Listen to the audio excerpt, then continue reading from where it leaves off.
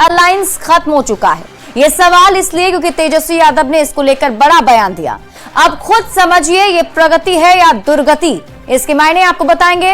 प्रशांत किशोर पर आरोप वाली जो पॉलिटिक्स चल रही है बिहार में, उसके मायने आपको बताएंगे। और वन नेशन वन इलेक्शन पर जेपीसी की पहली बैठक के मायने आपको बताएंगे।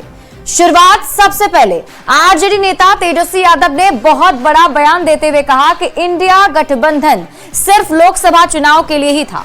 तेजस्वी यादव के बयान पर एनडीए के नेता अब तंज कस रहे हैं। सवाल है कि क्या इंडिया गठबंधन खत्म हो चुका है? और सबसे पहले रिपोर्ट देखिए, फिर खबर तो समझिए।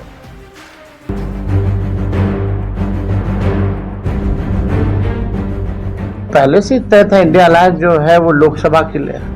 माननीय तेजस्वी यादव जी, आप 3 में है कि 13 में है? कुछ दिनों पहले तक इस बात पर बहस चल रही थी कि INDIA गठबंधन को लीड कौन करेगा, राहुल गांधी या फिर ममता बनर्जी। लेकिन आरजेडी नेता तेजस्वी यादव ने एक बहुत बड़ा बयान देकर उस बहस को ही खत्म कर दिया कि INDIA गठबंधन सिर्फ लोकसभा चुनाव तक के लिए ही था। दिल्ली चुनाव में तो पहले से तय था इंडिया अलायंस जो है वो लोकसभा के लिए। और बिहार में जहां तक बात की जाए, हम लोग तो शुरू से साथ थे। हम तेजस्वी के बयान ने कांग्रेस को असहज कर दिया है। तेजस्वी यादव ने एक बात का स्पष्ट कर दिया कि बिहार में कांग्रेस पार्टी उनका पुराना साथी हो, जबकि बीजेपी और जेडीयू के नेता कांग्रेस और आरजेडी पर तंज कस रहे हैं। हम लोग तो शुरू से कहते आ रहे हैं, ये दरअसल स्वार्थी और महत्वाकांक्षी लोगों का गठबंधन था ये, जो कि टिकाऊ हो ही नहीं सकता। तो आपकी भूमिका तो कुछ है नहीं। आप तो एक जंग में हारे हुए खिलाड़ी है, जिसको 4 सीट पर जनता ने लॉक कर दिया हो, वो इंडिया स्तर की बात करे। दरअसल एनडीए या कहें कि बीजेपी से मुकाबले के लिए विपक्षी पार्टियों ने लोकसभा चुनाव के पहले इंडिया यानी INDIA नाम से गठबंधन तो बना लिया, लेकिन कई मौकों पर इनके बीच का मतभेद खुलकर सामने आया। अब जबकि दिल्ली विधानसभा के चुनाव में कांग्रेस और आम आदमी पार्टी आमने सामने है, तो फिर इंडी गठबंधन के अस्तित्व पर सवाल खड़ा हो गया है। न्यूज़ 18 के लिए पटना से शैलेंद्र कुमार के साथ ब्यूरो रिपोर्ट। और अब आप खबर तो समझिए। तेजस्वी यादव के बयान के बाद ये सवाल उठ रहा है कि क्या इंडिया गठबंधन सिर्फ लोकसभा चुनाव के लिए था? इसको समझने के लिए गठबंधन बनने के बाद से अब तक हुए चुनाव और सियासी घटनाक्रम को आपको समझना होगा। एक एक करके हम आपको समझाते हैं। इंडिया गठबंधन बनने के बाद कई राज्यों में विधानसभा के चुनाव हुए, लेकिन सभी राज्यों में गठबंधन के साथ एक साथी नहीं रहे और इसके साथ ही इन लोगों ने अलग अलग चुनाव भी लड़ा, बल्कि कई राज्यों में अलग अलग चुनाव लड़ते हुए अलग अलग दल के नेता नजर आए।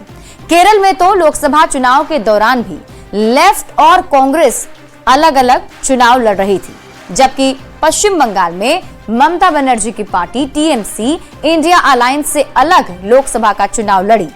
मतलब लेफ्ट और कांग्रेस साथ साथ और ममता की TMC अलग चुनाव लड़ी। लोकसभा चुनाव के बाद हुए विधानसभा चुनाव में भी खटपट देखने को मिली। पंजाब में कांग्रेस और आम आदमी पार्टी अलग थी। इंडिया गठबंधन बनने के बावजूद हरियाणा में भी कांग्रेस और आम आदमी पार्टी ने अलग अलग चुनाव लड़ा और दोनों के ही हार मिली है। यहां तक कि लोकसभा चुनाव के पहले 3 राज्यों में चुनाव हुए, मध्य प्रदेश, छत्तीसगढ़ और राजस्थान। इन तीनों ही राज्यों में कांग्रेस ने सहयोगियों के लिए सीट नहीं छोड़ी थी। अब जबकि दिल्ली में विधानसभा का चुनाव है, तो कांग्रेस और आम आदमी पार्टी एक बार फिर से आमने सामने है और यही वजह है कि सवाल खड़े हो रहे हैं। जब विधानसभा का चुनाव अलग लड़े तो फिर गठबंधन किस बात की? अब आप ये समझिए। समझने वाली बात यह भी है कि गठबंधन में ज्यादातर क्षेत्रीय पार्टियां हैं और सभी पार्टियों का अपना अपना हित है। कोई भी एक दूसरे को अपने क्षेत्र में घुसने देना नहीं चाहता है। कांग्रेस को राहुल गांधी के अलावा कोई मंजूर नहीं है। क्षेत्रीय नेताओं की अपनी अलग महत्वाकांक्षा है जो जग जाहिर है।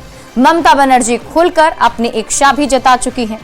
अब जरा तेजस्वी यादव के बयान के सियासी मायने आपको समझाते हैं।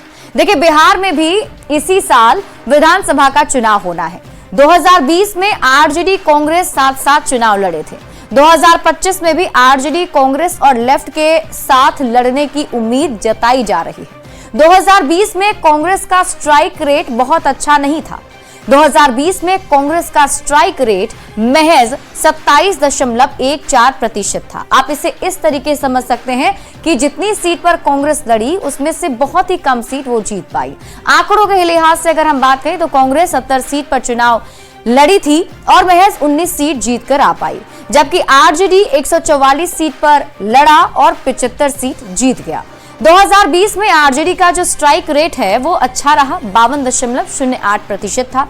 यानी कि कांग्रेस का प्रदर्शन बेहतर होता तो बिहार की राजनीतिक तस्वीर बदल सकती थी।